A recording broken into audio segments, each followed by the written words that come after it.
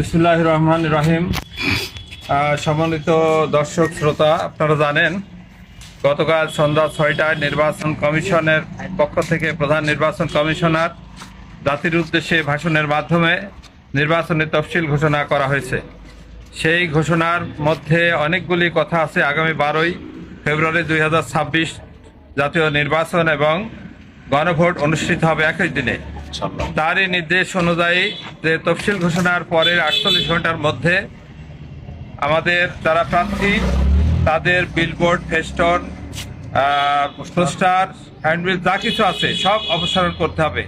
সেই নির্দেশনার প্রতি সম্মান দেখায়, আইনের প্রতি শ্রদ্ধাশীল হয়ে আমি নিজে আমার বিলবোর্ড এবং পোস্টার অপসারণের মাধ্যমে আমার সকল নেতাকর্মীদের প্রত্যেকটি এলাকায় আজ এবং কালকের মধ্যে যেন সকল লিফলেট, পোস্টার, হ্যান্ডবিল, ফেস্টন এবং বিলবোর্ড যা কিছু আছে সবই অপসারণ করার জন্য আপনাদের বিনীতভাবে অনুরোধ করছি।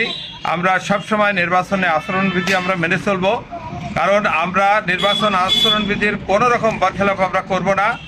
যে যাই করুক আমরা আমাদের কাজ চালিয়ে যাব, নির্বাচন আচরণবিধি মেনেই আমরা চলবো। আমাদের পোস্টার জনগণের অন্তরে গেঁথে গেছে, এই জন্য বিলবোর্ড, পোস্টার, ফেস্টন এগুলো আমাদের আসল বিষয় নয়।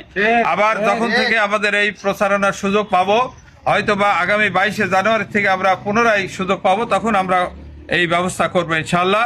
এই জন্য পরিশেষে আমার সকল নেতাকর্মীদের, ভেড়ামারা মিরপুরের সকল নেতাকর্মীদের আমি আহ্বান জানাই, অনুরোধ করব যে আজ এবং কালকের মধ্যে আপনাদের স্ব এলাকার সকল বিলবোর্ড, ফেস্টন, পোস্টার যা কিছু আছে সব অপসারণ করে ফেলবেন। ধন্যবাদ সবাইকে। আসসালামু আলাইকুম।